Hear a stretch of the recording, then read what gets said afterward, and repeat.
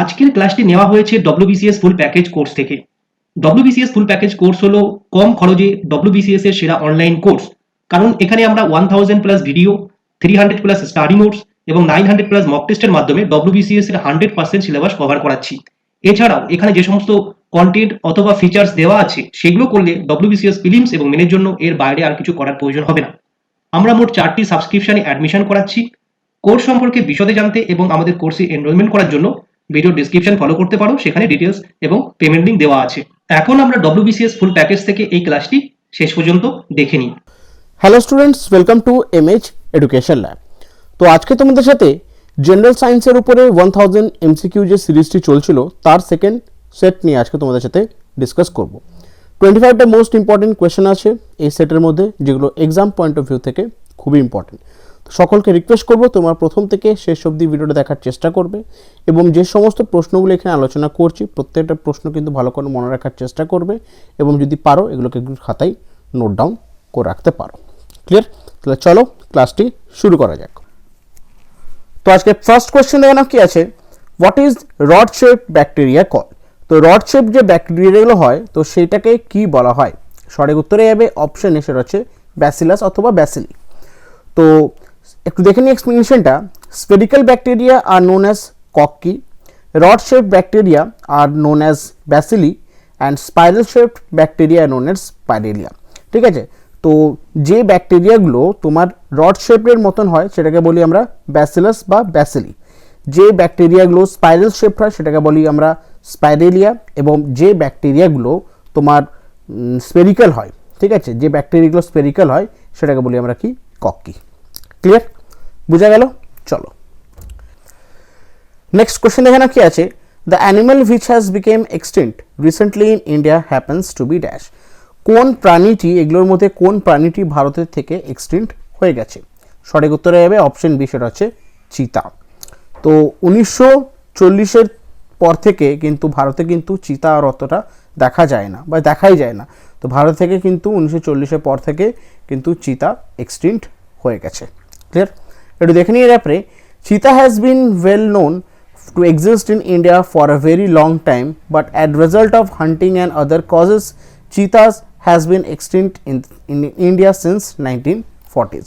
তো ভারতে মানা হতো যে চিতা কিন্তু প্রচুর বছর ধরে কিন্তু ভারতে থাকতো, বাট হান্টিং এবং কিছু অন্য কজের জন্য কিন্তু চিতার এক্সটেনশনটা কিন্তু কমে গেছে 1940-এর পর থেকে। মানে চিতা অলরেডি কিন্তু 1940-এর মধ্যে এক্সটিংক্ট হয়ে গেছে ভারতের থেকে। The cheetah is only animal that has been described extinct in India in the last 100 years. আর লাস্ট 100 বছরের মধ্যে কিন্তু চিতাকেই ডিসক্রাইব করা হয়েছে ভারত থেকে এক্সটিংক্ট হয়ে যাওয়ার প্রাণীর মধ্যে। ক্লিয়ার? চলো নেক্সট কোশ্চেন আর কি আছে, which one of the following is found only in women? তো এগুলোর মধ্যে কোন জিনিসটি শুধু মহিলাদের মধ্যেই পাওয়া যায়, ফিমেলদের মধ্যেই পাওয়া যায়? তো সঠিক উত্তরে যাবে অপশন সি, সেটা হচ্ছে ওভারি। ক্লিয়ার? ঠিক আছে, ফিমেলদের কি হয়, ওভারি হয়, এবং মেলসদের কি হয় সেটা হচ্ছে টেস্টিস। ক্লিয়ার? তো দেখে নিয়ে ব্যাপারে, men don't have ovary, women have a pair of ovaries which is a sexual gland responsible for producing estrogen. In men, testis has same function as ovary. In women, it produce testosterone. তো মহিলাদের মধ্যে আর পুরুষদের মধ্যে যে অর্গানটির difference সেটা হচ্ছে sexual organ. তো sexual অর্গানের মধ্যে যদি আমি কনসিডার করি তাহলে ফিমেলদের কি থাকে, সেটা থাকে হচ্ছে তোমার ওভারি, আর মেলদের থাকে সেটা হচ্ছে কি টেস্টিস। ফিমেলদের যে ওভারি হয়, ওভারির একটা হচ্ছে কি সেক্সুয়াল গ্ল্যান্ড, যেটা কিসের মানে কি রেসপন্সিবল থাকে প্রোডাকশন করার জন্য, সেটা হচ্ছে ইস্ট্রোজেন। ক্লিয়ার? আর মেলদের থাকে টেস্টিস, টেস্টিস থেকে কি প্রডিউস, সেটা হচ্ছে টেস্টোস্টেরন। তো ওভারিড হচ্ছে ফিমেল সেক্সুয়াল অর্গান আর টেস্টিস হচ্ছে মেল সেক্সুয়াল অর্গান। ক্লিয়ার? এটি হচ্ছে ডিফারেন্স। বুঝা গেছে? চলো নেক্সট কোয়েশ্চেন দেখো কি আছে, Darwin finches refers to the group of dash. তো ডারউইন ফিঞ্চার্স কোন গ্রুপকে রেফার করে? সঠিক উত্তরে যাবে অপশন সি, সেটা হচ্ছে বার্ডস। ঠিক আছে, ডারউইন ফিঞ্চার্স একটা বার্ডস যে গ্রুপ আছে সেটাকে রেফার করে। একটু দেখে নিই এর ব্যাপারে, Darwin finches are the group of about 15 species of passerine birds. তো ডারউইন ফিঞ্চেস হচ্ছে কি একটা গ্রুপ যেখানে কি হচ্ছে 15টা স্পিসিস আছে, কি কোন পাখির, সেটা হচ্ছে প্যাসিরাইন পাখির। ঠিক আছে, প্যাসিরাইন পাখির 15টা স্পিসিসের গ্রুপকে বলা হয় Darwin finches. They were first collected by Charles Darwin on Galapagos island during second voyage of the Beagle. Charles Darwin এগুলোকে কালেক্ট করেছিলেন কোথায়? গ্যালাপাগোস আইল্যান্ডে। কখন কালেক্ট করেছিলেন? যখন দ্বিতীয় ভয়েজ এসেছিল বিগলের, সেই সময় কিন্তু উনি 15টি স্পিসিস কালেক্ট করেছিলেন প্যাসিরাইন বার্ডসের। আর এই 15টা স্পিসিস অফ প্যাসিরাইন বার্ডসকে একটা গ্রুপ করে সেটাকে বলা হয় ডারউইন ফিঞ্চেস। ক্লিয়ার? বোঝা গেছে? চলো নেক্সট কোশ্চেন আর কি আছে, the tissue in man where no cell division occur after birth is. Actually man হবে না, এটা হচ্ছে হিউম্যান। ঠিক আছে, তো একটা টিস্যু আমাদের শরীরের মধ্যে থাকে, সেই টিস্যুটি কিন্তু জন্ম হওয়ার পর থেকে কিন্তু তার মধ্যে কোনো কিন্তু সেল ডিভিশন হয় না। সেই টিস্যুর নাম কি? সঠিক উত্তরে যাবে অপশন বি, সেটা হচ্ছে নার্ভস। নার্ভাস টিস্যু বা নার্ভস টিস্যু এমনই একটা টিস্যু জন্মগ্রহণের পর থেকে তার কিন্তু কোনো দিনও সেল ডিভিশন কিন্তু হয় না। ক্লিয়ার? বুঝা গেল? আর এটা কিন্তু হচ্ছে আমাদের শরীরের মধ্যে সব থেকে লম্বা একটা টিস্যু। ক্লিয়ার? দেখিনি একটু এর ব্যাপারে।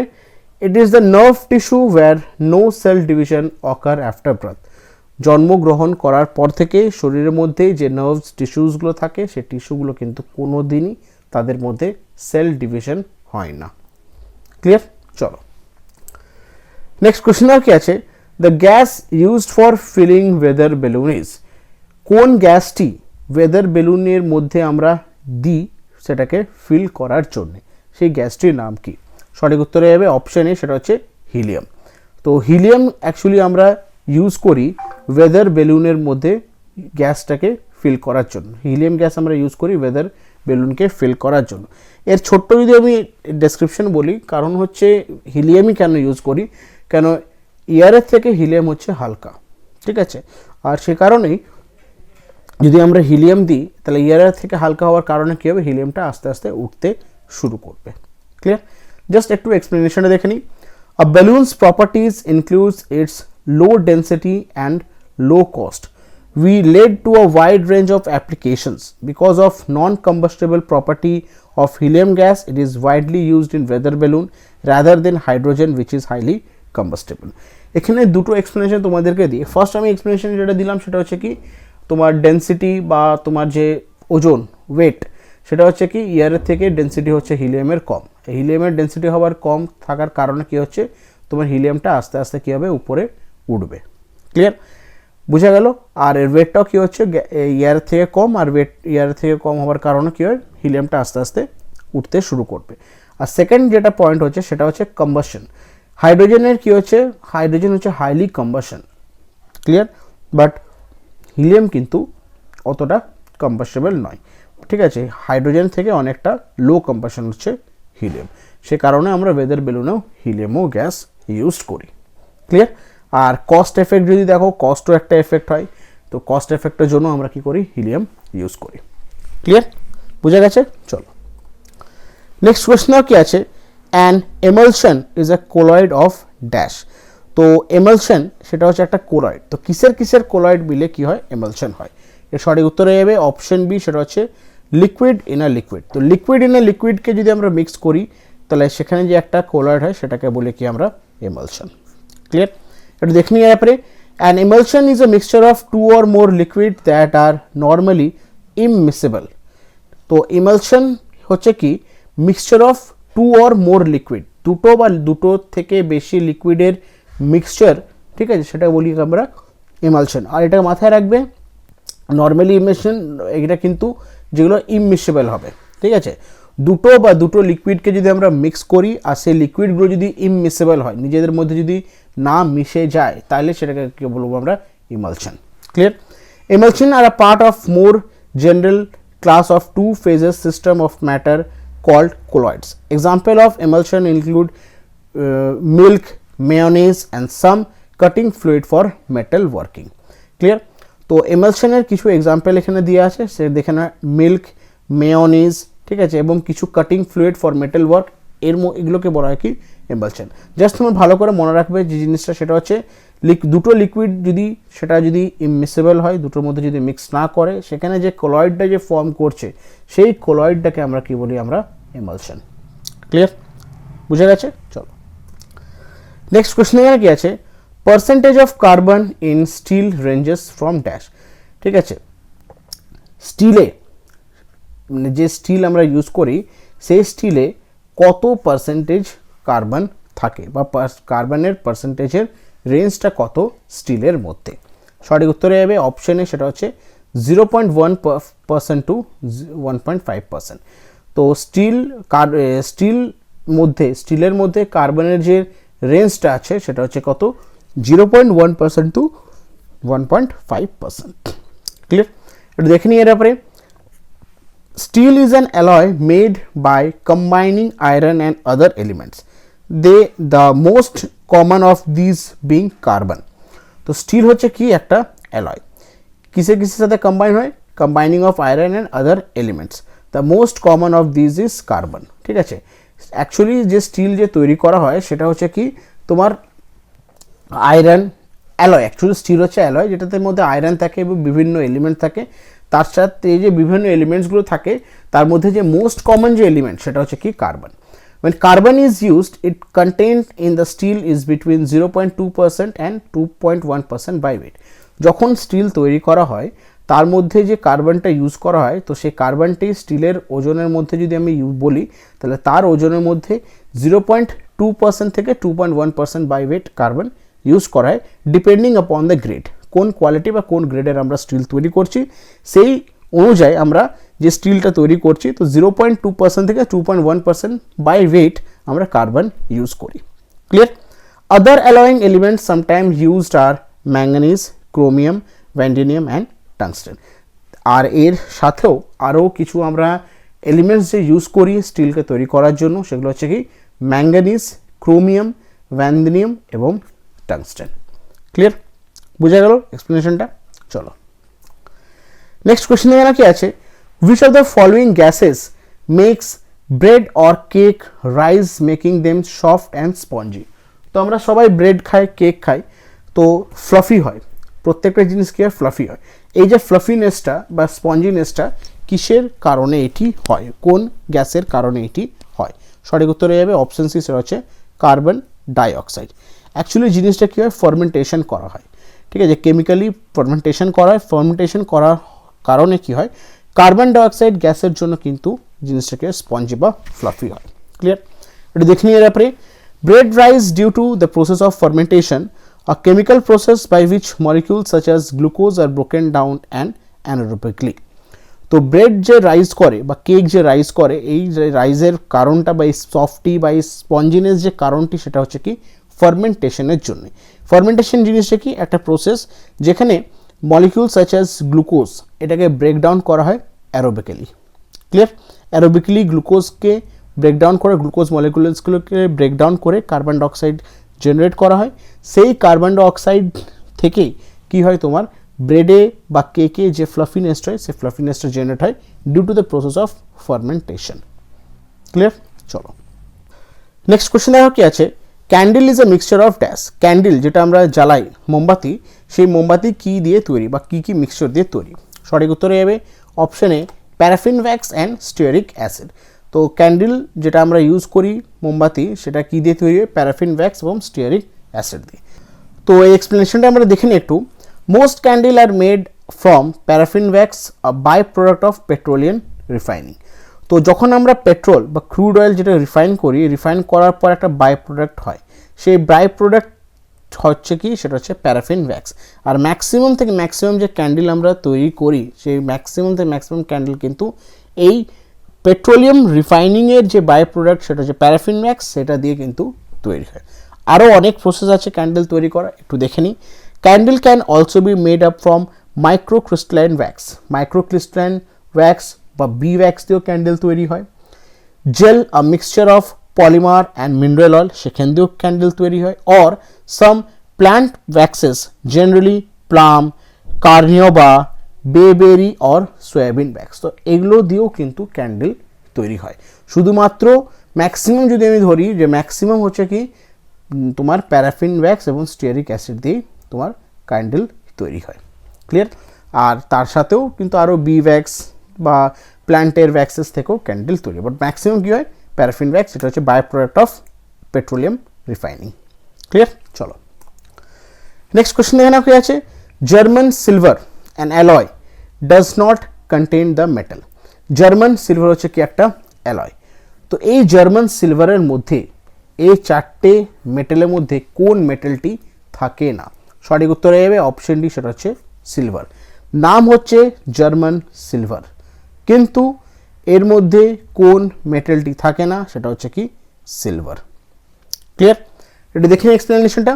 German silver is an alloy of copper, zinc and nickel.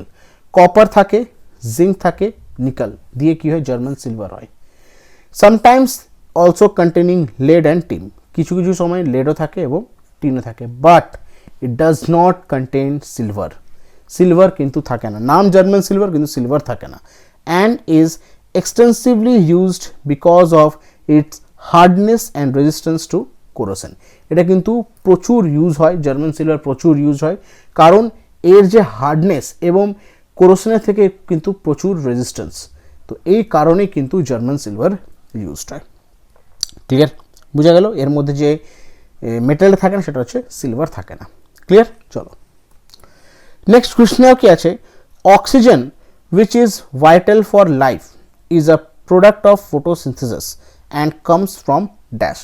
Oxygen প্রত্যেকটি প্রাণীর খুব ইম্পর্ট্যান্ট একটা গ্যাস, প্রত্যেকটি প্রাণীর দরকার হয়, যেটা ফটোসিনথেসিসের মাধ্যমে কিন্তু এটা হয়। তো এই যে ফটোসিনথেসিস যে হচ্ছে, তো কোন জিনিসটাকে ব্রেকডাউন করে অক্সিজেন তৈরি হয় ফটোসিনথেসিসের সময়? সঠিক উত্তর হয়ে যাবে অপশন সেটা হচ্ছে ওয়াটার। ওয়াটারকে ব্রেকডাউন করেই, ঠিক আছে, ওয়াটারকে ব্রেকডাউন করে কী হয় তোমার অক্সিজেন তৈরি হয় ফটোসিনথেসিস। একবার তোমাদেরকে আমি এই যে ইকুয়েশনটা লিখে দিই। 6H2O plus 6CO2 gives C6H12O6 plus 6O2।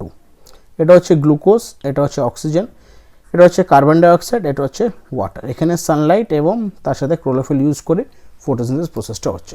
তো এই ওয়াটার, ঠিক আছে, এই ওয়াটারকে ব্রেকডাউন করে কি হচ্ছে তোমার অক্সিজেন তৈরি হয়। ক্লিয়ার? এটা দেখে নিয়ে পরে oxygen evolved in photosynthesis comes from water. The oxidation of water is called photolysis and is responsible of splitting of water molecules to release oxygen molecules. তো অক্সিজেন ইনভলভ হয় ফটোসিনথেসিস, অক্সিজেনের যে একটা বাই প্রোডাক্ট ফটোসিনথেসিস, এটা কোথা থেকে আসে? Water থেকে আসে। The oxidation of water is called photolysis. ওয়াটারের যে অক্সিডেশন সেটাকে বলা কি? Photolysis. And it responsible for splitting of water molecules. আর এটা কিন্তু রেসপন্সিবল হয় ওয়াটার মলিকুলসকে স্প্লিটিং করে সেখান থেকে কি রিলিজ করার জন্য? অক্সিজেন মলিকুলস রিলিজ করার জন্য। ক্লিয়ার? চলো নেক্সট কোয়েশ্চেন দেখো কি আছে। What is the purpose of adding baking soda to dough? তো যখন আমরা কোনো ময়দা মাখি, আটা মাখি ব্রেডের জন্য বা কোনো বিস্কিটসের জন্য, সেই ডাফে যেটা তৈরি হয়, তো সেই ডাফে কিন্তু আমরা ইউজ করি হচ্ছে বেকিং সোডা। এই বেকিং সোডা ইউজ করার কারণটি কি? সঠিক উত্তরে যাবে অপশন ডি, সেটা হচ্ছে টু জেনারেট কার্বন ডাইঅক্সাইড। তো অলরেডি আমি বললাম আগেই, কার্বন ডাইঅক্সাইড যদি কোনো ডাফে যদি জেনারেট হয় সেখানে কি একটা ফ্লাফিনেস ভাবটি থাকে, ঠিক আছে। তো এই ফ্লাফিনেস ভাবের জন্য বা স্পঞ্জি ভাবের জন্য কিন্তু আমরা ইউজ করি তোমার বেকিং সোডা। আর বেকিং সোডার মধ্যে কি থাকে? Sodium bicarbonate. একটু এক্সপ্লেনেশনে দেখে নিই আমরা। Baking soda has sodium bicarbonate as the chief constituent. তো বেকিং সোডার মধ্যে কি থাকে? তোমার সোডিয়াম বাইকার্বনেট, আর এটা হচ্ছে কিন্তু বেকিং সোডার chief constituent. It decomposes on heating giving carbon dioxide. এটা কিন্তু ডিকম্পোজড হয় আর এটা থেকে কি প্রডিউস হয়? কার্বন ডাইঅক্সাইড প্রডিউস হয়। This cause dough, cakes, biscuits etcetera to expand and become light. আর এই কার্বন ডাইঅক্সাইড তৈরি হবার কারণে কি হয়? ডাফটাকে কি, যে ডাফটা থাকে, যে ময়দা মাখা বা আটা মাখাটা থাকে, যেটা দিয়ে আমরা কেক বিস্কিট তৈরি হয়, এটাকে কি এক্সপ্যান্ড করতে সাহায্য করে, ফুলতে ফ্লাফি হতে সাহায্য করে এবং এটাকে লাইট করে দেয়। ক্লিয়ার? বোঝা গেল? এটা হচ্ছে কিন্তু ইউজ করা, মানে এই বেকিং সোডা ইউজ করা, এটা হচ্ছে তোমার রিজন। ক্লিয়ার? নেক্সট কোয়েশ্চেন কি আছে। গোবর গ্যাস মেনলি কন্টেন্স ড্যাশ। গোবর গ্যাসের মধ্যে মেনলি কোন জিনিসটি থাকে? সঠিক উত্তরে যাবে অপশন ডি, মিথেন। তো গোবর গ্যাস যেটাকে আমরা বলি বায়োগ্যাস, তো সেটার মধ্যে কি থাকে, methane, maximum amount of methane থাকে। ক্লিয়ার? একটু এক্সপ্লেনেশন দেখে নিই আমরা। বায়োগ্যাস or গোবর gas is produced by the anaerobic digestion or fermentation of biodegradable materials such as biomass, manure, sewage, municipal waste, green waste, plant materials and crops. তো biogas অথবা গোবর gas এগুলো কিন্তু প্রডিউস হয় অ্যানারোবিক ডাইজেশন বা fermentation process দিয়ে। Biodegradable মেটেরিয়ালসগুলোকে আমরা কি করি, অ্যানারোবিক ডাইজেশন অথবা ফার্মেন্টেশন প্রসেস দিয়ে ইউজ করি আমরা এটার মধ্যে বায়োগ্যাস অথবা গোবর গ্যাস প্রডিউসড করি।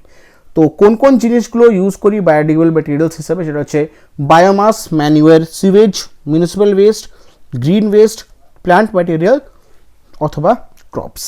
ক্লিয়ার?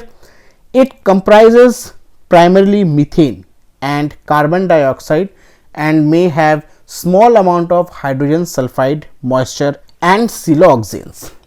তো এর যে মেইন কনস্টিটুয়েন্ট গোবর গ্যাস বা বায়োগ্যাস, যে মেইন কনস্টিটুয়েন্ট সেটা হচ্ছে কি মিথেন। সব থেকে বেশি পরিমাণে কি থাকে, মিথেন থাকে। তারপরে কি থাকে, কার্বন ডাইঅক্সাইড থাকে, আর কিছু small amount of hydrogen sulphide থাকে, ময়েশ্চার থাকে এবং সিলোনয়েক্স পাওয়া যায়। ক্লিয়ার? বাট মেন যে জিনিসটি পাওয়া যায় সেটা হচ্ছে কি মিথেন, তারপরে হচ্ছে কি কার্বন ডাইঅক্সাইড। বুঝা গেছে? চলো নেক্সট কোয়েশ্চেন এখানে কি আছে, the chief constituent of vinegar is. ভিনেগারের মধ্যে যে চিফ কনস্টিটুয়েন্ট থাকে সেটা কি? সঠিক উত্তরে যাবে অপশন বি, সেটা হচ্ছে অ্যাসিটিক অ্যাসিড, CH3COOH। ঠিক আছে, CH3COOH এটা হচ্ছে অ্যাসিটিক অ্যাসিডের ফর্মুলা। তো ভিনেগার যেটা তার মধ্যে যে চিফ কনস্টিটুয়েন্ট সেটা হচ্ছে কি অ্যাসিটিক অ্যাসিড। এটা দেখে নিই। এরপরে acetic acid systematically named ethanoic acid is an colourless liquid organic compound with the chemical formula of CH3COOH। তো অ্যাসিটিক অ্যাসিড যেটা আরেকটি নাম হচ্ছে ইথানোয়িক অ্যাসিড, এটা হচ্ছে একটা কালারলেস অর্গানিক লিকুইড যার কেমিক্যাল ফর্মুলা হচ্ছে CH3COOH। When undiluted it is sometimes called glacial acetic acid. Vinegar is no less than 4% of acetic acid by volume, making acetic acid the main components of vinegar apart from water. তো যখন এটা আনডাইলুটেড থাকে এটাকে আমরা কি বলি, glacial acetic acid. আর vinegar যেটা তৈরি করা হয় তার মধ্যে কিন্তু 4% অ্যাসিটিক অ্যাসিড থাকে সেটা, আর তার সাথে কি থাকে, ওয়াটার থাকে। আর এই অ্যাসিটিক অ্যাসিড দিয়ে কিন্তু কি তৈরি হয়, ভিনেগার তৈরি হয়। ক্লিয়ার? বুঝা গেছে? চলো নেক্সট কোয়েশ্চেন কি আছে, materials for rainproof coats and tent own the waterproof properties due to dash. আমরা যে রেনকোট বা যে ছাতা ইউজ করি বা রেনকোট ইউজ করি বা কোনো ওয়াটারপ্রুফ যে জিনিসগুলোকে টেন্ট ইউজ করি, তো সেই ওয়াটারপ্রুফ আমরা এই ওয়ার্ডটা ইউজ করি। এই ওয়াটারপ্রুফ প্রপার্টিসটির কারণ কি? সঠিক উত্তরে যাবে অপশানে, সেটা হচ্ছে সারফেস টেনশন। ঠিক আছে, তো একটু এক্সপ্লেনেশনে দেখে নিই আমরা, তাহলে ভালো করে জিনিসটা বুঝতে পারবে। Materials for rainproof coats and tents own their waterproof properties to surface tension. তো যে সমস্ত আমরা যে ওয়াটারপ্রুফ প্রপার্টিজ বলি, ওয়াটারপ্রুফ জিনিস যে বলি আমরা, রেনকোট, টেন্ট, তো এগুলোর মধ্যে আমরা যে ওয়াটারপ্রুফ যে কথাটা ইউজ করি, তো সেই কথাটার যে কারণ সেটা হচ্ছে কি সারফেস টেনশনের জন্য। The surface tension of liquid behave like an elastic membrane and therefore has a tendency to contract. Thus property of liquid is called surface tension. Actually যদি মনে করো তখন দেখেছো রেনকোট বা কোনো টেন্ট বা কোনো ছাতার উপরে যখন জলটা পড়ে, সেই জলটা কি হয়, চিটায় না বা অ্যাবজর্ব করে না। সেই অ্যাবজর্ব করে না বা চিটায় না কারণটা হচ্ছে কিন্তু সারফেস টেনশনের জন্য। সারফেস টেনশনের কি হয়, সারফেস টেনশন কি করে, জলটাকে স্প্রেড করতে মানে কন্ট্র্যাক্ট করে, টেন্ডেন্সি করে কন্ট্র্যাক্ট করার জন্য, আর তারপর কী হয় সেটা গড়িয়ে পড়ে যায়। এটা কিন্তু কোনো সারফেসে কোনো জিনিসের উপরে এটা চিটায় না। তো এই প্রপার্টিটাই হচ্ছে কি সারফেস টেনশন প্রপার্টির জন্যই যখন আমরা কোনো রেনপ্রুফ বা রেনকোট বা এই ধরনের জিনিস যখন আমরা ইউজ করি, তখন কিন্তু আমাদের গায়ে বা কোনো যে জিনিসটা ইউজ করি সেটার মধ্যে জল ঢোকে না। ক্লিয়ার? বুঝতে পেরেছো? চলো নেক্সট কোয়েশ্চেন এখানে কি আছে, if no external force act on a system of body, the total linear momentum of the system of body remain constant. Which law is this? তো তো বলা হয়েছে যদি একটা সিস্টেম থাকে, সিস্টেমে যদি কোনো এক্সটার্নাল ফোর্স যদি আমরা অ্যাক্ট করি না, তাহলে কী হবে, the total linear momentum of bodies remain constant. যে লিনিয়ার মোমেন্টাম থাকবে সেটা কিন্তু কনস্ট্যান্ট থাকে। তো এটি কোন লয়ের মধ্যে পড়ে? সঠিক উত্তরে যাবে option D, principal of conservation of linear momentum. Principal of conservation of linear momentum কি সেটা আমি বলে দিই তোমাদেরকে। Principal of conservation of linear momentum state that if no external force act on the system of body, the total linear momentum of system of body remain constant. যদি একটা object বা যদি একটা কোনো এক্সটার্নাল বডি থাকে, সেখানে যদি আমরা বাইরের থেকে কোনো এক্সটার্নাল ফোর্স যদি তার মধ্যে যদি অ্যাপ্লাই না করি, তাহলে কি থাকবে, তার যে লিনিয়ার মোমেন্টাম, ঠিক আছে, the total linear momentum of the system of body remain constant. তার যে লিনিয়ার মোমেন্টামটা থাকবে তার ঠিক আছে, সেটা কিন্তু কি থাকবে, তোমার কনস্ট্যান্ট থাকবে। যদি কোনো এক্সটার্নাল ফোর্স যদি অ্যাক্ট না করি, তা সেটার মধ্যে কি হচ্ছে, সেই সিস্টেমটার মধ্যে যে লিনিয়ার মোমেন্টাম থাকবে সেটা কিন্তু সবসময় কনস্ট্যান্ট থাকবে। এটা অনেকটা নিউটন ফার্স্ট লয়ের মতন, ঠিক আছে। মানে নিউটন ফার্স্ট ল কী বলে, যদি মনে করো কোনো একটা অবজেক্ট যদি রেস্টে আছে বা কোনো যদি মোশনে আছে, তাকে যদি কোনো এক্সটার্নাল ফোর্স যদি না ইউজ করা হয়, তাহলে আইদার সে সারা জীবন মোশনে থাকবে অথবা সে কিন্তু সারা জীবন রেস্টে থাকবে। তো লিনিয়ার যে কনজারভেশন অফ লিনিয়ার মোমেন্টামটা এমনি, যদি কোনো এক্সটার্নাল ফোর্স যদি তার মধ্যে কোনো অ্যাক্ট যদি না করা হয়, তাহলে সেই বডিটার মধ্যে যে লিনিয়ার মোমেন্টাম থাকবে সেটা কিন্তু তোমার কনস্ট্যান্ট থাকবে। ক্লিয়ার? চলো নেক্সট কোয়েশ্চেন দেখো কি আছে। A particle is moving in uniform circular motion with constant speed v along the circle of radius r. The acceleration of particle is dash. একটা পার্টিকেল, ঠিক আছে, একটা সার্কুলার পাথ, তার রেডিয়াস হচ্ছে আর, ঠিক আছে, রেডিয়াস হচ্ছে আর, এটাতে কী করছে, মুভ করছে উইথ আ কনস্ট্যান্ট স্পিড, সেটা হচ্ছে ভি। তো তার অ্যাক্সিলারেশন অফ পার্টিকেল এর ফর্মুলা কী? সঠিক উত্তরে যাবে অপশন ডি, সেটা হচ্ছে ভি স্কোয়ার বাই আর। ঠিক আছে, অ্যাক্সিলারেশন, যেটা অ্যাক্সিলারেশনের যে formula of a circular motion with constant speed v along the radius r, সেটা হচ্ছে কি ভি স্কোয়ার বাই আর। তো দেখে নিই এরপরে, when a particle is moving in a uniform circular motion with constant speed and radius, the acceleration of the particle is given by v square by r. Actually যখন একটা particle একটা circular মোশনে ঘুরছে, তার একটা রেডিয়াস আছে, তার একটা constant speed আছে, তখন যে জিনিসটা হয় সেটাকে বলা হয় কি সেন্ট্রিপিটাল অ্যাক্সিলারেশন। আর এই সেন্ট্রিপিটাল অ্যাক্সিলারেশনের ফর্মুলা হচ্ছে তোমার ভি স্কোয়ার বাই আর। ঠিক আছে, সেন্ট্রিপিটালের যে অ্যাক্সিলারেশন, অ্যাকচুয়ালি ভি স্কোয়ার এখানে কনস্ট্যান্ট স্পিড আছে মানে ভি, তাই জন্য এটা হচ্ছে ভি স্কোয়ার, আর একটা রেডিয়াস আছে সেটা হচ্ছে কি আর। তাহলে অ্যাকচুয়ালি এসি হয়, এসি মানে centripetal acceleration equals to v square by r. Clear? বোঝা গেল? আর এটাকে লিখেও দিচ্ছে the particle will exhibit centripetal acceleration. এখানে যে পার্টিকেলটা হচ্ছে সেটা কি হচ্ছে, সেন্ট্রিপিটাল অ্যাক্সিলারেশন এক্সিবিট করছে। ক্লিয়ার? চলো নেক্সট কোয়েশ্চেনটা কি আছে, which of the following are bad conductor of electricity? তো এগুলোর মধ্যে কোনগুলো ব্যাড কন্ডাক্টর অফ ইলেকট্রিসিটি? এর সঠিক উত্তরে হবে option A mica and quartz, আর একটা হচ্ছে মাইকা অ্যান্ড রাবার। এটাও কিন্তু bad conductor of electricity. Clear? But এখানের জন্য অ্যান্সারটা অ্যাকচুয়ালি হচ্ছে কি মাইকা অ্যান্ড কোয়ার্টজ। একটু এর ব্যাপারে দেখে নিই আমরা। Metal are good conductor of electricity because they have free electrons. Mica and quartz are example of insulator, bad conductor of electricity. They don't have free electron. Actually metals এ কি থাকে, metals এর মধ্যে কি থাকে, ফ্রি ইলেকট্রনস থাকে। Free ইলেকট্রনসের কারণে কিন্তু তারা কিন্তু ইলেকট্রিসিটি ইজিলি নিজেদের মধ্যে থেকে পাস করতে পারে। বাট মাইকা এবং কোয়ার্টজ এগুলো হচ্ছে কি ইনসুলেটর, এগুলো হচ্ছে ব্যাড কন্ডাক্টর অফ ইলেকট্রিসিটি, এগুলোর মধ্যে কিন্তু কোনো ফ্রি ইলেকট্রনস থাকে না। ক্লিয়ার? চলো নেক্সট কোয়েশ্চেন দেখুন কি আছে, what was invented by Zacharias Janssen? এগুলোর মধ্যে জ্যাকারিয়াস জ্যানসেন কি ইনভেন্ট করেছিলেন? সঠিক উত্তরে হবে অপশন বি, সেটা হচ্ছে মাইক্রোস্কোপ। মাইক্রোস্কোপ যিনি ইনভেন্ট করেছিলেন উনি হচ্ছেন জ্যাকারিয়াস জ্যানসেন। এটা দেখে নিয়ে ব্যাপারে, Zacharias Janssen created with inventing the microscope for millennia the smallest thing human could see was about wise as human hair.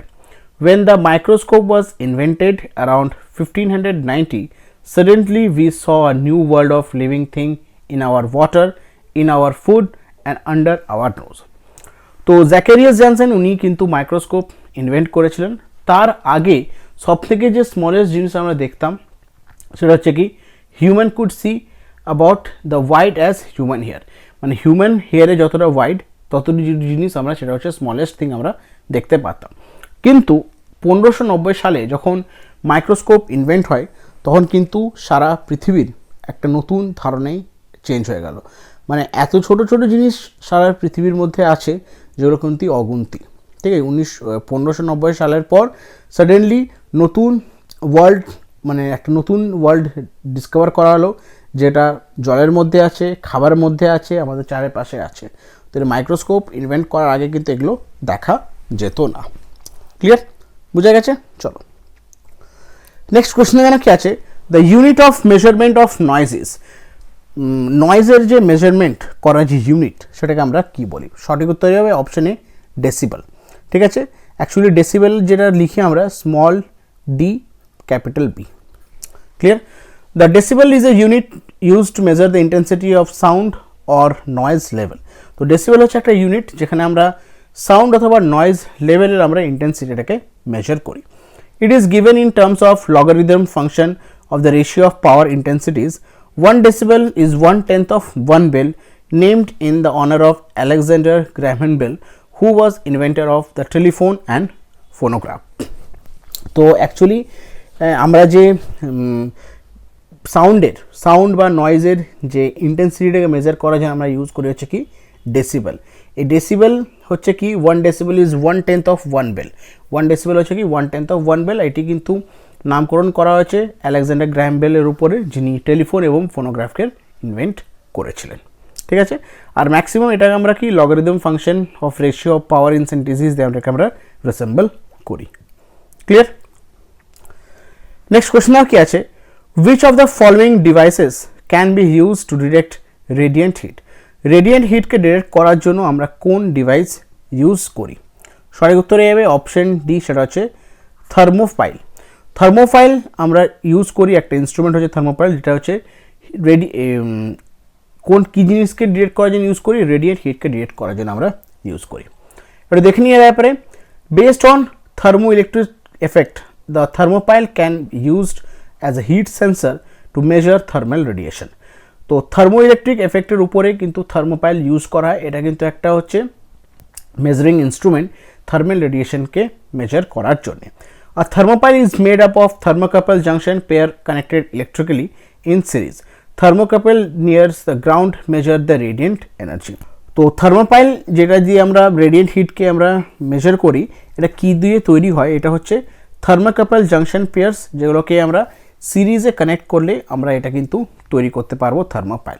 আর এই থার্মোপাইল দিয়ে কিন্তু আমরা রেডিয়েট করতে পারবো রেডিয়েন্ট হিট। ক্লিয়ার, বোঝা গেছে? চলো নেক্সট কোয়েশ্চন আর কি আছে, in which of the following the phenomenon of total internal reflection of light is use? এগুলোর মধ্যে টোটাল ইন্টারনাল রিফ্লেকশন, লাইটের যে টোটাল ইন্টারনাল রিফ্লেকশন হয় একটা ফেনোমেনন, তো কোন জিনিসটির মধ্যে আমরা টোটাল ইন্টারনাল রিফ্লেকশনের ফেনোমেননটাকে আমরা ইউজ করি? সঠিক উত্তরে যাবে অপশন সি, সেটা হচ্ছে formation of rainbows. Actually formation of রেইনবোজের মধ্যে কী হয়? টোটাল ইন্টারনাল রিফ্লেকশন হয়। মানে একদিকে সূর্য থাকে, এখানে ওয়াটার ড্রপলেটসগুলো হয়। তো ওয়াটার ড্রপলেটসগুলোর মধ্যে কী হয়, তোমার লাইটগুলো পড়ে, হোয়াইট লাইটটাকে ডেভিয়েট করে সাতটা লাইটের মধ্যে দিয়ে একটা রেইনবো তৈরি হয়, ডিসপারশন অফ লাইট হয়। ক্লিয়ার, তো এই ডিসপারশন অফ লাইটের মধ্যে কী হয়? তোমার টোটাল ইন্টারনাল রিফ্লেকশন হয়। তো এটা দেখে নিয়ে ব্যাপারে, when the angle of incident is greater than the critical angle no reflection occur। তো জিনিসটা হচ্ছে কি, যখন অ্যাঙ্গেল অফ ইনসিডেন্ট সেটা কি হয়, ক্রিটিক্যাল অ্যাঙ্গেলের থেকে যদি বেশি হয় তাহলে কিন্তু কোনো রিফ্লেকশন হয় না। Instant the incident beam is reflected obeying the law of reflection, this is called total internal reflection. এখানে কি হয়, যে ইনসিডেন্ট যে বিমটা হয় সেটা কি হয়, রিফ্লেক্ট করে যায়। আর এখানে একটা কী হয়, law of obeying the law of reflection. আর এই জিনিসটি হচ্ছে কি টোটাল ইন্টারনাল রিফ্লেকশন। মানে যখন ইনসিডেন্ট যে রেটা হচ্ছে, সেই ইনসিডেন্ট রেটা যদি মনে করো ক্রিটিক্যাল অ্যাঙ্গেলের থেকে যদি গ্রেটার হয়, তখন কী হয়, টোটাল ইন্টারনাল রিফ্লেকশন হয়। In the formation of rainbow total internal reflection occur at the rear of rain drop the water to air interface. আর টোটাল ইন্টারনাল রিফ্লেকশন কোথায় হয়? ফর্মেশন অফ রেনবোর সময় হয়। আর এই যে ইন্টারনাল রিফ্লেকশনটা কোথায় অকার হয়? রেন ড্রপস এবং সানের মধ্যে অকার হয়। আর এটা কিন্তু হচ্ছে কোথা থেকে কোথায়? ওয়াটার টু এয়ার ইন্টারফেসের মধ্যে এটি অকার হয়। তাহলে টোটাল ইন্টারনাল রিফ্লেকশন কখন হয়? যখন ইনসিডেন্ট যে রেটা হয়, ইনসিডেন্ট রেটা যদি ক্রিটিক্যাল অ্যাঙ্গেল থেকে যদি বেশি হয়, তখন কী হয়? কোনো রিফ্র্যাকশন হয় না, মাথায় রাখবে কোনো রিফ্র্যাকশন হয় না। ঠিক আছে, এটা কি হয়? জাস্ট যে বিমটা আসছে, বিম অফ লাইটটা কী হয়? সেটা রিফ্লেক্ট ব্যাক করে যাচ্ছে। ঠিক আছে, obeying the fall of reflection. মাথায় রাখবে একটা ভালো করে জিনিস বলে দিই, যখন ইনসিডেন্ট রেটা যদি ক্রিটিক্যাল অ্যাঙ্গেলের থেকে বেশি হয়, সেখানে কিন্তু কোনো রিফ্র্যাকশন হয় না। রিফ্র্যাকশন না হওয়ার কারণে কি হয়? Obeying the law of reflection, এটা কিন্তু যে বিম অফ লাইটটা আসছে সেটা কি হয়? রিফ্লেক্ট ব্যাক করে যায়। আর এই জিনিসটাকে বলা হয় কি? Total internal reflection. ক্লিয়ার? চলো নেক্সট কোশ্চেনটা কি আছে? Period of oscillation of 3 centimetre microwave in second is. তো একটা 3 সেন্টিমিটার মাইক্রোওয়েভসের পিরিয়ড অফ অক্সিলেশন কত? সঠিক উত্তরে যাবে অপশন বি, সেটা হচ্ছে 1 × 10⁻⁻10।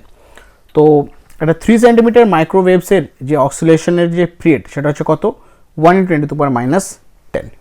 ক্লিয়ার? তো এই এক্সপ্লেনেশনটা সেম আছে। The period of oscillation of 3 centimetre microwave is 1 × 10⁻10। তো আজকে শেষ প্রশ্ন এখানে কি আছে?